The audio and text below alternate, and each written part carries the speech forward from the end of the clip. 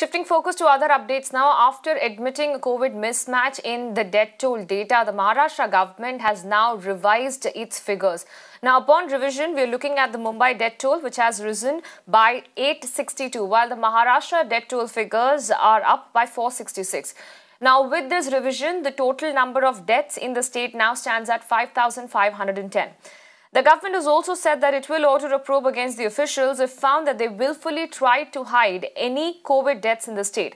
Additionally, the state government has also made it very clear that the death of anyone who's tested positive for COVID will be classified as a COVID-19 fatality. Beginning in March, we had 2 COVID testing laboratories and 3 isolation hospitals. The data was being managed manually at that point of time. Now with over 19 laboratories and patients being admitted at about 1,000 locations, the data management is now portal-based. A letter was sent in the last week to all collectors and commissioners to match the total reported positive cases with the final outcome, namely either a discharge or unfortunate death. In this exercise, the death certificate issued as per the requirement of Births and Deaths Registration Act were matched with the COVID positive cases. The deaths found not reflected in the epidemiological report have now been reconciled. This has indicated an additional 5,071 COVID positive cases which have been discharged and an additional 1,328 deaths for the whole state due to various causes as being COVID positive at the time of death.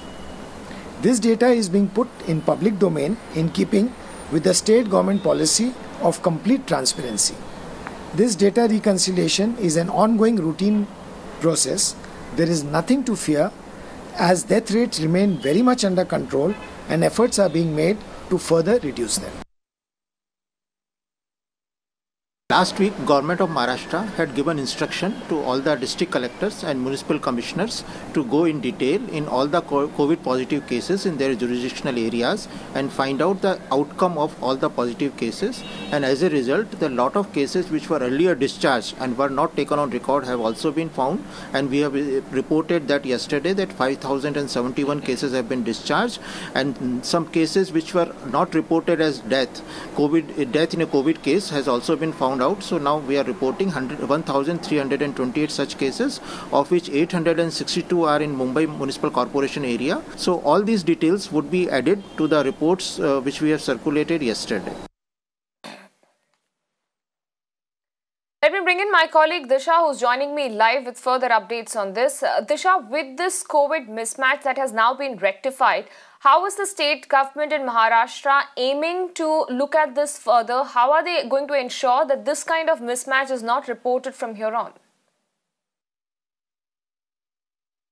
In simple terms, if we talk about in the last 3 months, at least 1,328 deaths were underreported here in the city as well as across the state of Maharashtra.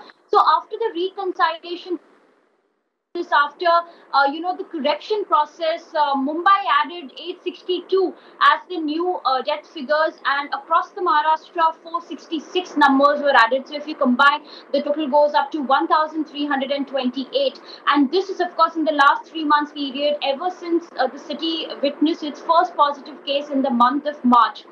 Going forward, of course, what the state government as well as the municipal corporation plans to do is to do this, cleanup process at least once in 3 to 4 weeks, so that this sort of death discrepancy does not really take place.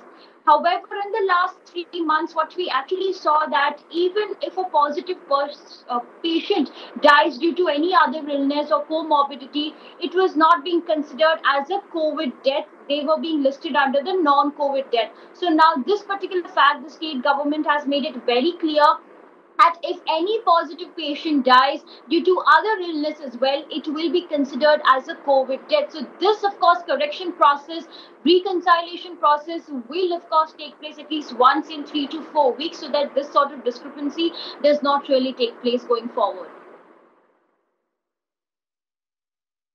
All right, Disha, many thanks for joining us and bringing us all those updates.